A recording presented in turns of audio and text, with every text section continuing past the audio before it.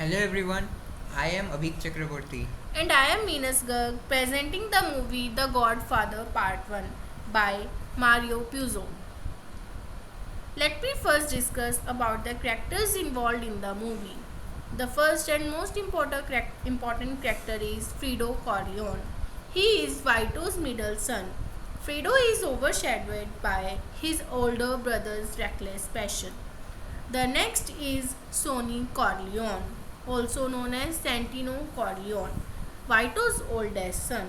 Sonny is hot-headed, violent, and reckless, a combination that leads him into a death trap set by a rival family. And the next is Tom Hagen, the Corleone family lawyer and sometime chief advisor too.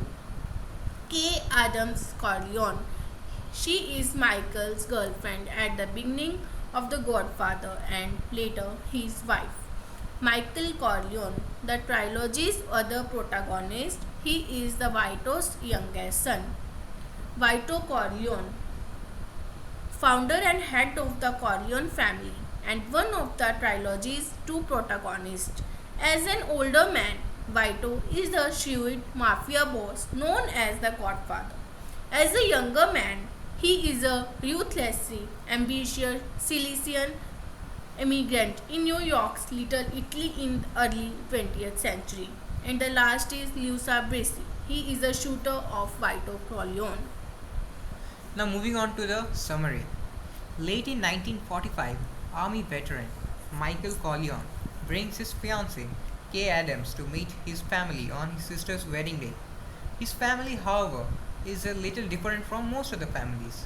His family is his father, who is Don Vito Corleone, a most powerful mafia boss known as the Godfather.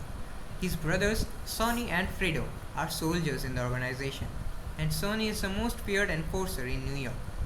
His adopted brother, Tom Hagen, is a lawyer who handles the financial details of the family business. Scattered around the wedding reception are luminaries as legendary hitman Luca Brasi, who we find that he has shot Don Vito. Then comes the world famous singer Johnny Fontaine and mafia captain Dominic Clemenza. In the midst of the resultant gang war, the college boy Michael volunteers to kill Solozzo and Captain Laclaze, his police protection. Meeting with the two in a small restaurant, Michael slays them both with a hidden pistol. While Michael heads to exile in Sicily, Sonny continues the gang war, now battling both the other five New York families and the police, where he was laid down. When the Don is finally felled with a heart attack, and Fredo is sent to consolidate the family's power in Las Vegas, Michael is called upon to take the control of the family business and take revenge on his enemies. When Sonny dies in the hail of gunfire, Don Vito returns from his convalescence to forge a new peace with the other families and even manages to arrange for someone else to be convicted of the murders Michael committed, allowing his youngest son to come home. Now, discussing about the similarities and differences between the movie and the novel, I will discuss the similarities part. In the movie and the novel, the both include the same subject, time, place, and character analysis.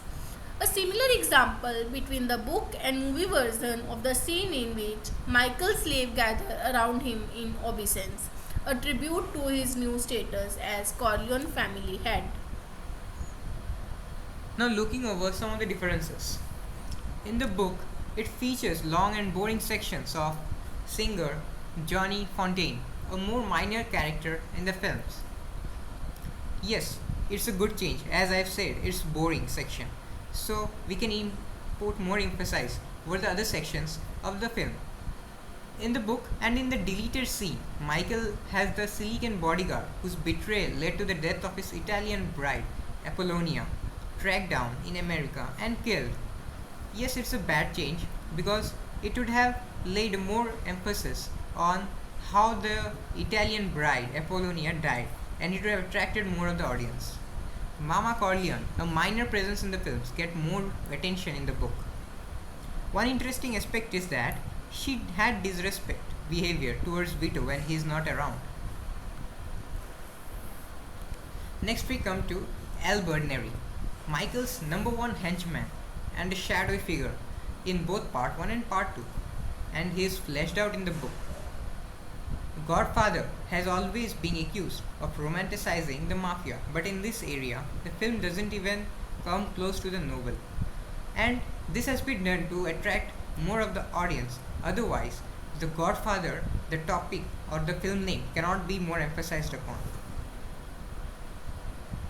Next, we come to another major difference between the novel and the movie, and that is Fabrizio's death. The other bodyguard positioned alongside Callo to protect Michael Corleone in Sicily. Fabrizio had a bit more of tumultuous time of it in The Godfather. He is known to be an accomplice in the bombing, so he obviously has to be taught a very good lesson by Michael. While he thinks he is able to get away with it for a while, he is eventually found in a pizza parlor and shot to death brutally. But this doesn't happen in the film, and he survives to the end alongside Callo, despite the fact that his death scene actually was short. And this was a bad change, as we could have seen more about Michael Corleone and his encounter with Fabrizio. While it's okay, like maybe the director had to focus on other parts of the movie.